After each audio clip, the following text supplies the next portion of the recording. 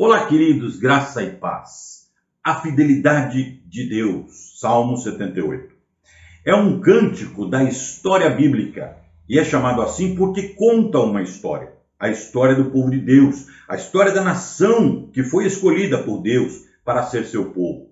E o que fica evidente na história desse povo e no relato de Asaf são duas coisas: a fidelidade de Deus e a infidelidade do povo. A intenção do salmista, nesses 72 versículos, era que a história de Israel não ficasse no esquecimento.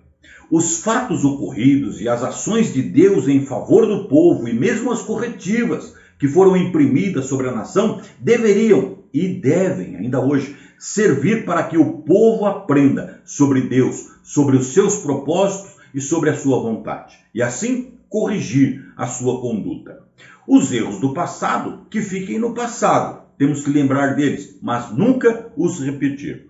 Olha só o que diz o salmista no início do capítulo. Salmo 78, versículos de 1 a 7.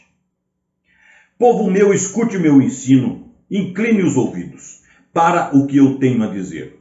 Em parábolas abrirei minha boca, proferirei enigmas do passado, o que ouvimos e aprendemos, o que nossos pais nos contaram.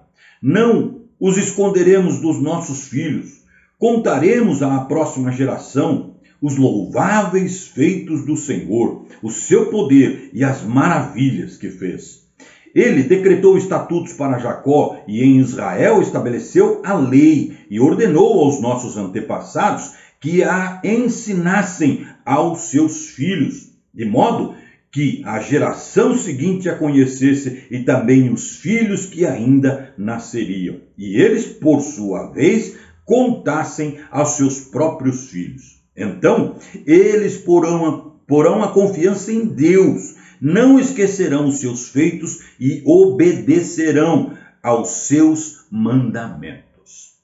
Queridos irmãos, um comentarista do Salmo disse o seguinte, abre aspas, o Salmo 78 é de uma importância ímpar. Devemos meditar nele de maneira constante. Seu ensino deve penetrar nosso coração, pois a inclinação para o pecado nos faz esquecer rapidamente as obras de Deus. Fecha aspas. Olha, eu preciso dizer que concordo com esse irmão, com esse comentarista.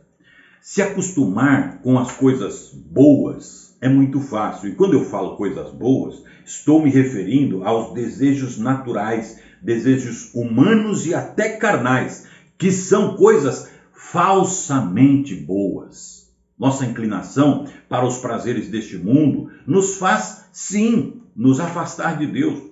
Pecado é pecado, sempre, mesmo que pareça certo. Lá em Provérbios 14, versículo 12, está escrito, há caminho que parece certo ao homem, mas no final conduz à morte. Por isso, irmãos, fazer como Asaf fez é uma excelente prática na vida cristã. Precisamos anunciar os feitos de Deus, precisamos nos lembrar dos erros dos nossos antepassados, precisamos colocar os nossos olhos na Escritura Sagrada para dela mesma extrairmos nosso modo de vida que agrada a Deus, que glorifica ao Senhor e honra a Santa Escritura. E para concluir, eu quero deixar uma pergunta para pensarmos com os nossos botões. Será que temos falado de Deus e de seus feitos? Temos anunciado a tão grande salvação com que nos alcançou Deus por intermédio da morte do seu Filho Jesus Cristo? Temos anunciado as boas novas? Queridos, nós precisamos nos colocar nas mãos de Deus, para que Ele nos use, conforme a vontade dEle mesmo.